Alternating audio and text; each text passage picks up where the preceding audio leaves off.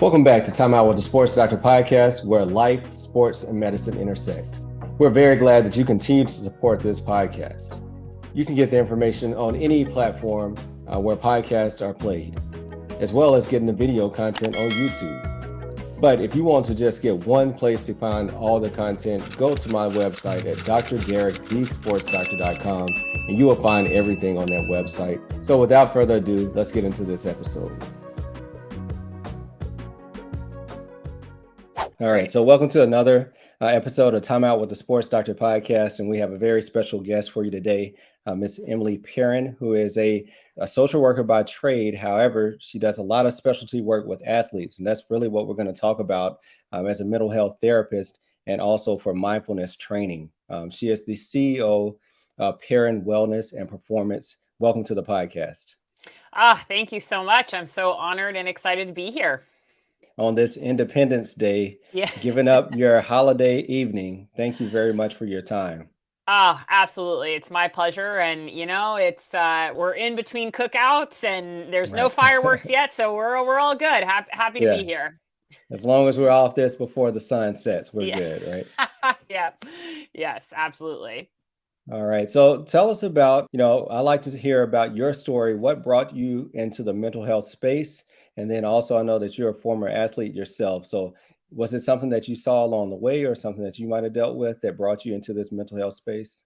Yeah, it's a great question. A little bit of both, to be honest with you. So I actually grew up I'm the daughter of a coach. My dad coached college basketball for the first 10 years of my life and he has a PhD in sports psychology. So even as from a very young age, I always had exposure to this kind of other element of sports. And what I mean by other element is very much the relationships piece, the mental side of the game. And so, I kind of always knew it existed, even back in, the early 90s when, to be fair, mental health and sports psych were still not too big of a thing, right? I was really, I knew what it was. It was very much a part of my childhood, my upbringing. And then, I was an athlete. So, I actually swam for the majority of my childhood until I was about 13. And then I switched over to soccer and played collegiately and then got straight into coaching. And honestly, it was really when I became a college coach. So I spent 3 years coaching at the University of Pennsylvania.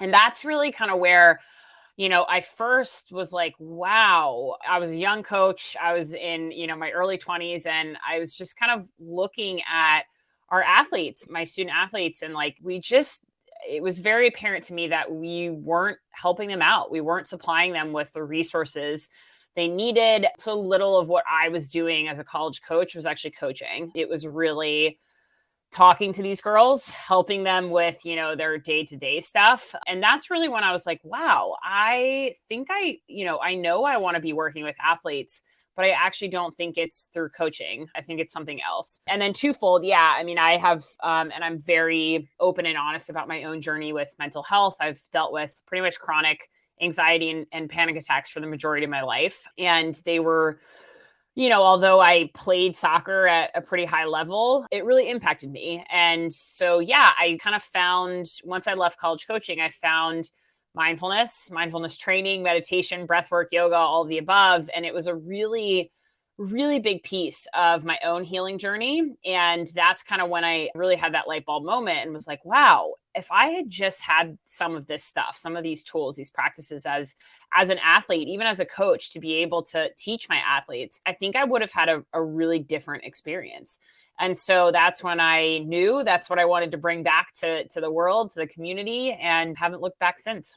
Yeah, well, thank you, number one, for sharing your struggles, because I feel like that's the main way that we connect with other people by showing that we're human as well. But I think it's very interesting the way that you said the other part of sports. So, this is something that as we're training athletes, and I'm on the orthopedic side, and, I'm seeing injuries and dealing with injuries and trying to deal with injury prevention. But what are we doing for mental health? It's very rare that you actually have, unless you're on a major D1 program, someone of your, of your specialty affiliated with a team. I can only heal sprains, bumps, breaks, tears, whatever, but from concussions, not only concussions, but when you really have a kid struggling with anxiety, performance anxiety, or depression, or being away on the other side of the country or from another part of the world by themselves, who's helping the athlete then? Yeah. No, I mean, you're spot on. And I do really think that we are moving in the right direction. We Yes. are really, so much of that has been on the brave athletes to really start to speak up and share their struggles and their stories. And we also have to realize, right, that there's a lot of structural and larger macro level change that actually has to happen in order to set our organizations, our teams, and our athletes up for success when it comes to mental health, right? And so, yeah, I think we're moving in the right direction. This work that, I do in particular has definitely, I would say, in the last 5 to 6 years become much more common. You're finding a lot more people, whether it's, psychologists or therapists, sports psych people that are in-house in organizations, or organizations are contracting with people like me. I think, again, you're finding that this is starting to become more of the norm. So it's all good things, right? And we need to keep the ball rolling. So Yeah, you're actually the third guest that was a clinical social worker on my show, a licensed social love worker it. on this show. So definitely starting to see more of it working in the sports space and in the realm to help Yeah. these athletes, to give them everything they really need to be successful. And it's not Yeah, sometimes just bigger, faster, stronger. It's having a strong mindset.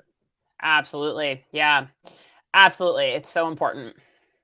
So before we get too deep, a lot of these terms that we mentioned, we just kind of throw them out there and people don't really understand them. So will you kind of define wellness, number one, and also kind of the mindfulness piece?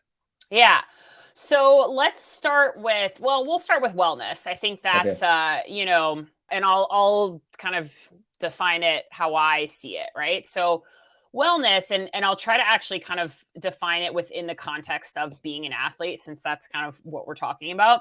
For me, Yes. wellness it's taking a holistic approach, meaning really understanding that as a human, we are incredibly complex, multifaceted creatures, right? And we really cannot, and we don't actually operate in sections. And so what I mean by that, and, I think, and specifically when I talk about health, and, you've seen a lot of my recovery stuff, like, I don't talk about the mind and the body being different, Yeah. because they don't operate separately from each other, right? We know that the mind and the body work on a feedback loop. They're constantly talk to each other. So when I am talking about wellness with my athletes, I'm talking about the entire mind body system, right? All operations, all systems, right?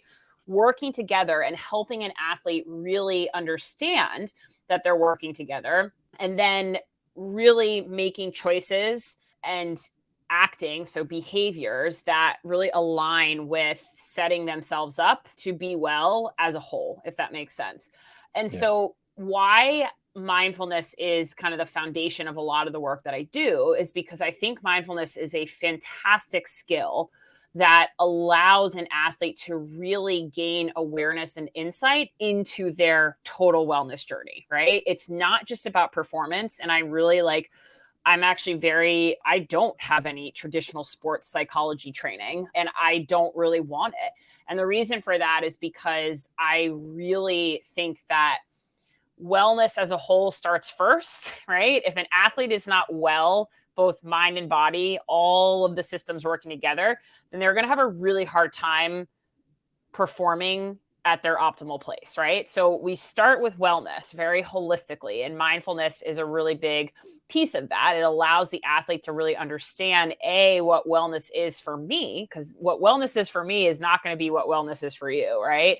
Yeah. And so then, right, that mindfulness piece allows them to really live in alignment as they make choices and think and feel, that really set themselves up to be well, if that makes sense.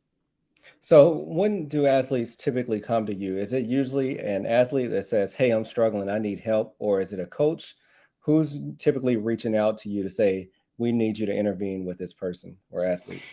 Yeah, that's a great question. It's been a little bit of all the above, to be honest. So I started my business in, goodness, 2018, 2019. And it was very much, me coming into, because I do kind of both individual work and teamwork. So it was really at that point, me starting at the team level, and then, whether it be a coach or a parent, even at the high school level, saying like, go seek out Emily, go seek out Emily. Right. And I'm not opposed to that, but I don't love that. And the reason being is because I think so much of this journey and what we're talking about with wellness and mindfulness, it really has to start with the individual. No one can force us to be well.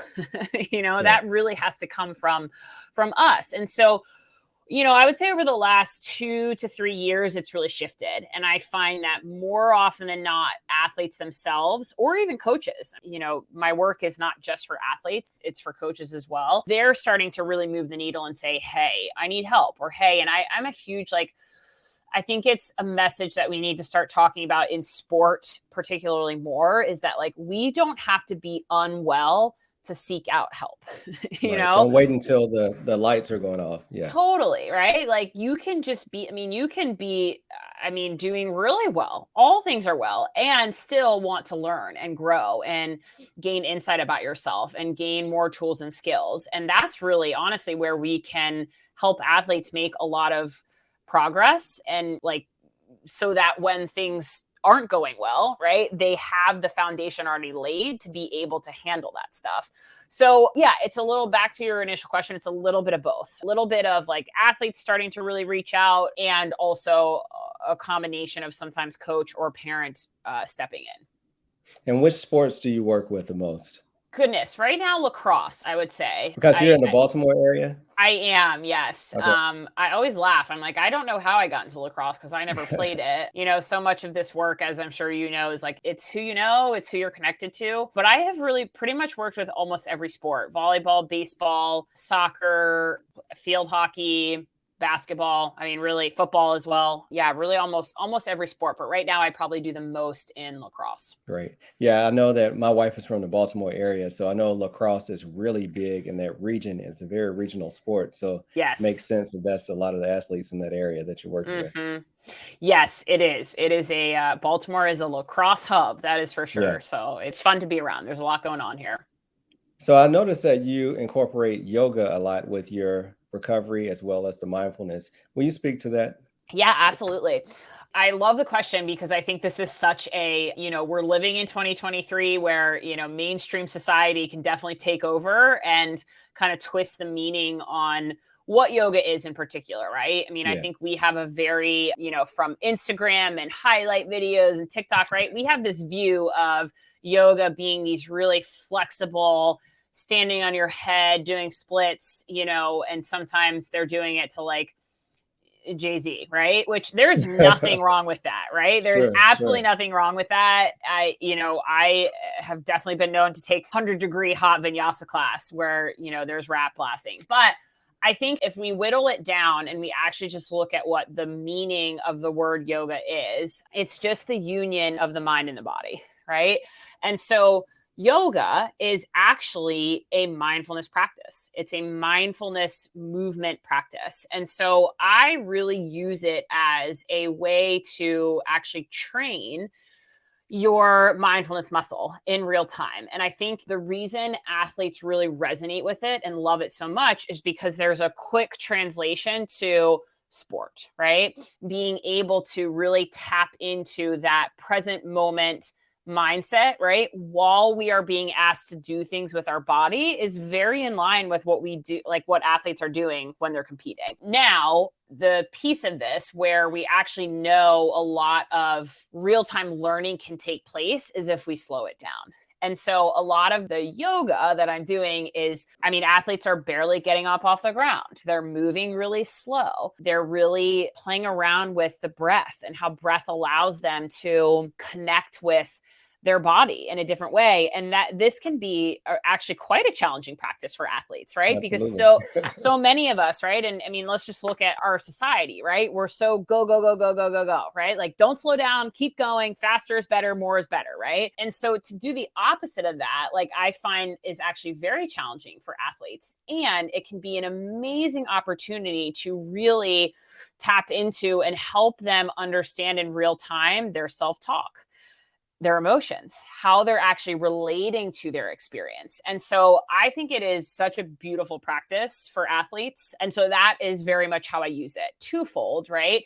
We also know that it can be a great recovery practice, right? Great for mobility, flexibility. I do a lot of restorative yoga, which is, no movement at all, right? You're actually just fully supported in these really nice postures that allow the whole body to kind of quote unquote turn off, which we know that doesn't happen. But, for an athlete, like they need rest, they need restoration. And that's a way to allow athletes that time and that space for their mind and their body to kind of regroup. I love that you brought up the recovery part because I know that's something that you're really big on. And Mm-hmm. all athletes, especially at the Division I level or professional level, are trying to get an edge. Yep. Whatever way they can get a little edge legally, they need it. Yeah. And we know Yeah. that rest and recovery are often overlooked, right? So, Yeah. how do you advise your athletes about recovery? Because Yeah. there's many times they just want to practice, get the reps in, get away from the field Mm-hmm. or get away from the gym and go be Yeah. a student and Yeah. forget about the recovery piece. If you're enjoying this episode, don't wait to the end to share it. Share it now. Share this with a friend or a colleague that you think might find value in this information.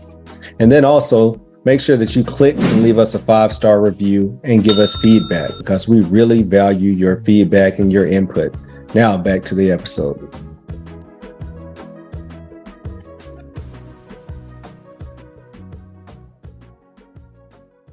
Yeah, you're right. Like, so spot on. It's like, okay, as soon as we're done, like, okay, let's get out of here. Let's go. Yeah. So, yes, I think and I love your point about like, everybody's trying to get an edge. And, a lot of times, right, we think that an edge is something more, right? We think that an edge is something like this added Right. benefit or this Another added rep. tool. Yeah, Another right. practice. Like Yeah. 100%, right? Like, okay, getting out on the field more, getting more, more, more. When in reality, what if less is actually more, right? Like, what if we actually slowed down a little bit? And, again, we really don't do a great job. I'm super big on the recovery piece just because of the link between recovery and mental health, right? Like, we know the impact on our mental health when we are operating from constant depletion. And I think too many athletes are operating there. And that's why, let's get into your work, right? Like, I'm sure there are plenty of studies, right, that could probably link, for example, like soft tissue injuries, right? We know immune functioning is going to be down. There's this whole link that, again, if we take this back to total wellness, right, like the recovery piece is actually like a foundational piece of total wellness. So how do I think the biggest thing with all of my work, whether it's recovery, whether it's mindfulness, whether it's mental health, is really understanding who the athlete is. And this gets back to this piece of like, recovery is a very individual and unique practice, right? No two people are the same. And so how one person recovers is not going to be how another person recovers. And so it's my job to really understand the athlete that I'm working with, and then B, first meet them where they are.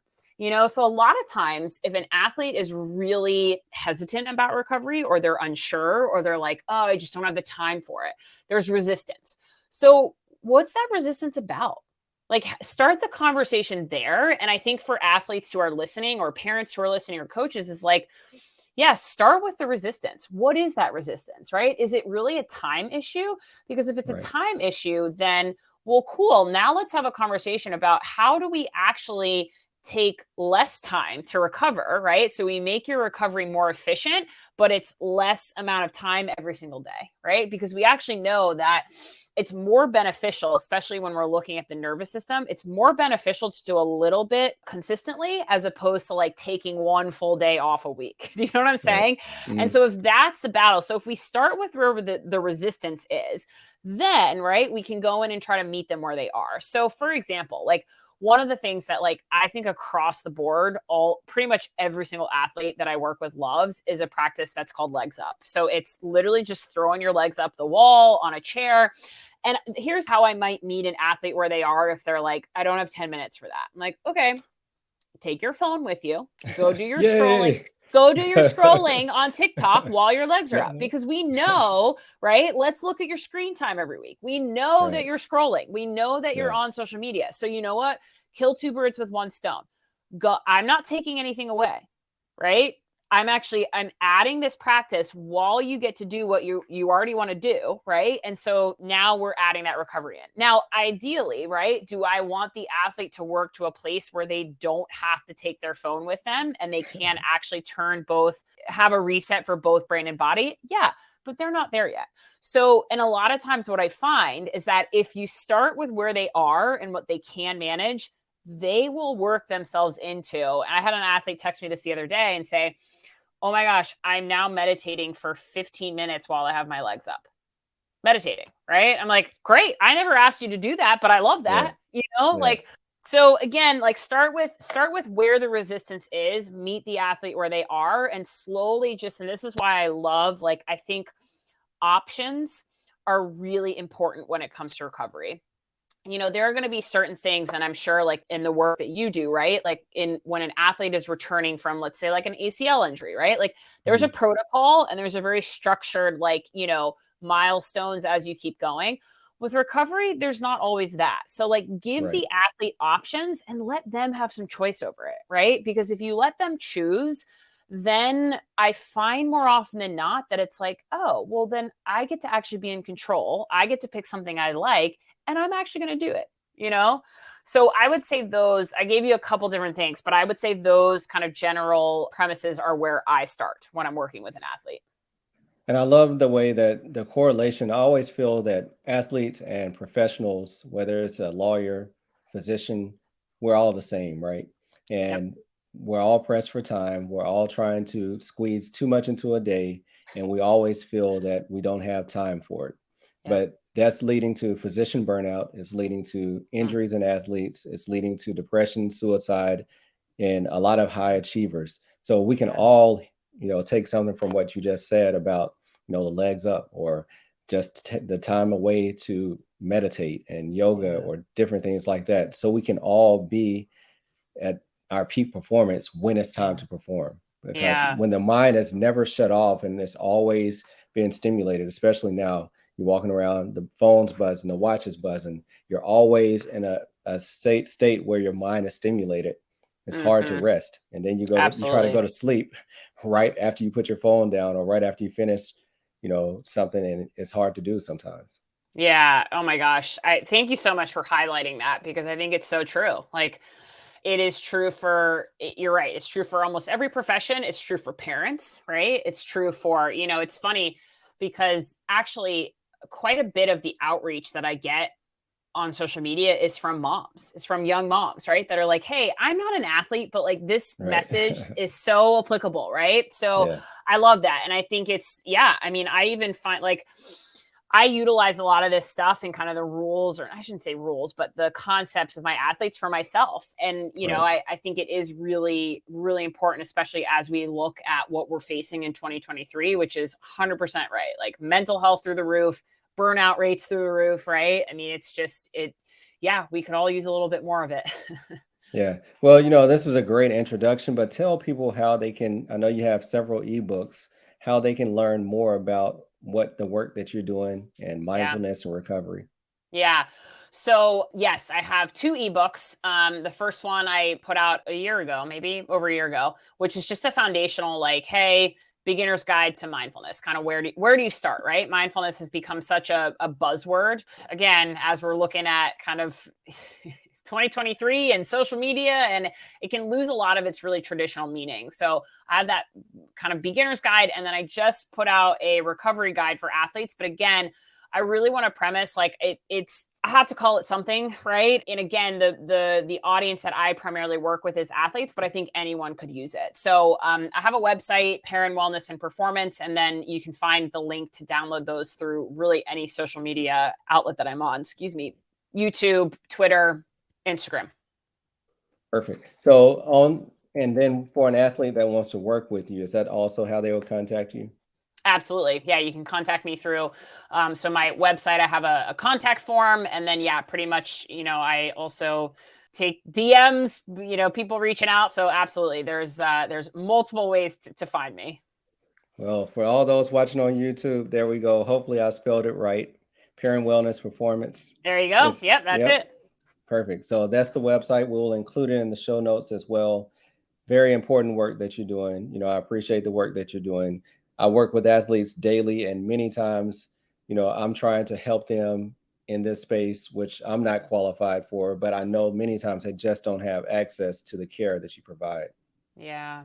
Yeah. Thank you so much. I appreciate it. And yeah, that's why I do what I do. Because, especially injured athletes, right? I think a lot of times we leave them hanging, unfortunately, where they need the most help, prior to surgery, after surgery, all the above. So yes, absolutely. That's why I do what I do. Yeah. As an athlete, the pressure, you have an injury, and the day that they come to talk to me about the injury, they want to know the day that they can go back. And it's just not that easy. Yep. And you're under the pressure from a coach, you're under pressure from everyone to, your scholarship or whatever to get back on the field. And many times the mindfulness piece and the mental health recovery piece is just completely left out. Absolutely. Yeah. Yeah. And it's critical. So. Yeah. So on TimeOut with the Sports Doctor, this is your final timeout. So please tell an athlete, someone who might be struggling or might not say, no one's really in my corner. What can they do, or what should they start as far as reaching out for help? Yeah, it's a great question. So, yeah, I think it's one, right? The hardest part with this is that sometimes, again, and this is why, I think even just the awareness for an athlete to kind of know that they need help can actually be really challenging, right? I'm sure I'm sure you have resonated with this, and also people listening, right? Like, there have probably been times in your life where you've been really down, you've been really anxious, you've been really afraid, and you're so in it that it almost feels like you have horse blinders on, right? You're so absorbed in the feeling that you actually just don't even know where you're at.